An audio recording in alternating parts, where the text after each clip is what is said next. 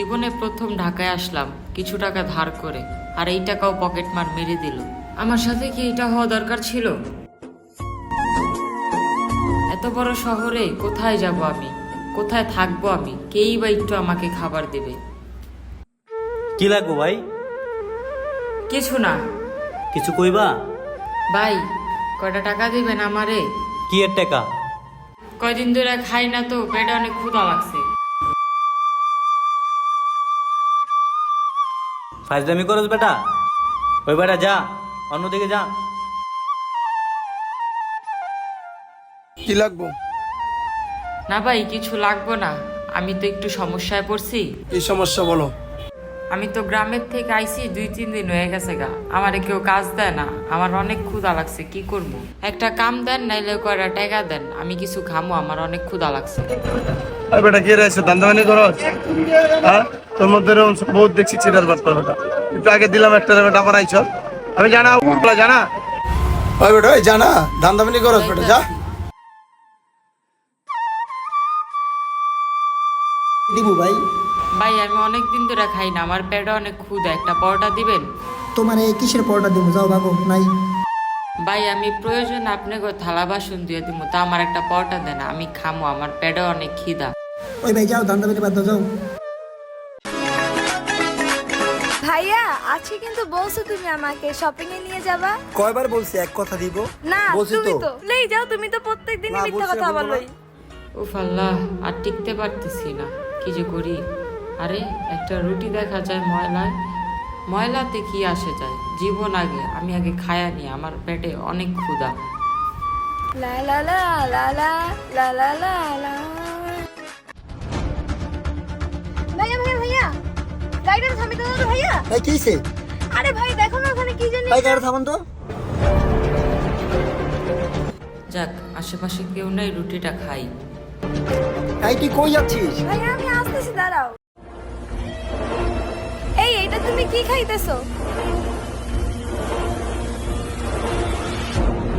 এই এইটা তুমি কি করতেছিলা? তুমি এটা কি খাইতেছো ময়লা থেকে উঠাইয়া? এই তোমার কি হয়েছে, তুমি ডাস্টবিন থেকে ময়লা উঠাই খাইতেছো? আপু, আপনি এটা কি করলেন? আমার খাবার কেন ফালাই দিলেন? তুমি এই সব নোংরা খাবার কেন খাচ্ছিলা ময়লা থেকে উঠায়? এটা কি খাওয়ার জিনিস? আপু, এইটাই আমার খাবার। এইটাই তোমার খাবার মানে? তোমার কি হয়েছে আমাকে ঠিক করে বলো তো। আপু, আমি 3 দিন যাবত কিছু খাই না, আমাকে কয়টা ভাত খাওয়াবেন? তুমি 3 দিন ধরে খাও না? তোমাকে দেখে তো অনেক ভালো ফ্যামিলির ছেলে মনে হচ্ছে। আচ্ছা, আমি সব শুনতেছি, তুমি চলো, তুমি কি খাবা আমি তোমাকে খাওয়াচ্ছি। এই ভাইয়া, একটু শোনো না প্লিজ। কি রে ছোট, কি হইছে? আরে ভাইয়া চলো, ওকে কয়টা ভাত খাওয়াই, ও তো অনেক ক্ষুধার্ত, তো তুমি তো সব শুনছো। আচ্ছা ঠিক আছে, হ্যাঁ হ্যাঁ, চলো চলো হ্যাঁ, চলো, হ্যাঁ। একসাথে চলো।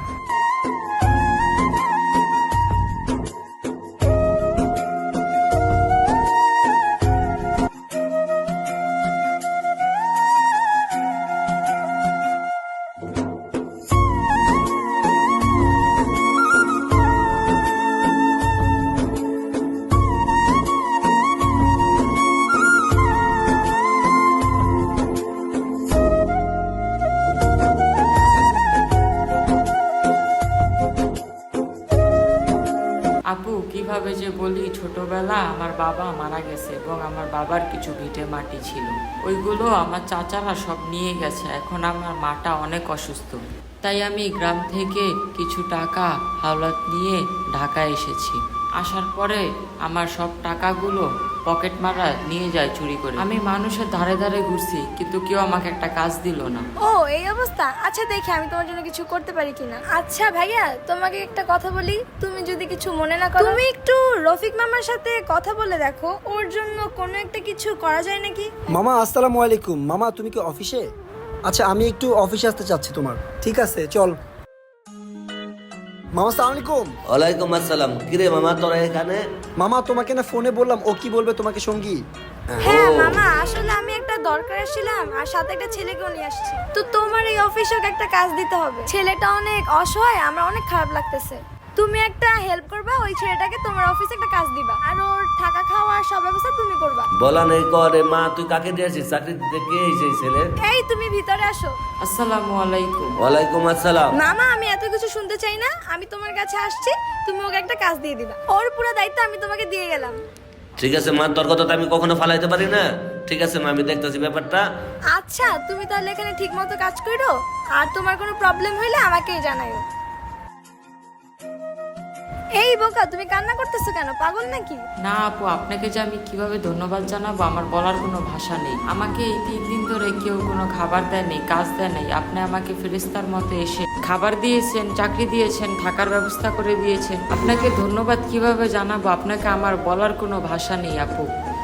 আরে কি বলো তুমি? তোমার জায়গায় তো আজকে আমিও থাকতে পারতাম। মানুষ তো মানুষের জন্যই, বলো। মন খারাপ করো না তুমি, একদিন তুমিও অনেক বড় হবে, আল্লাহ ভরসা।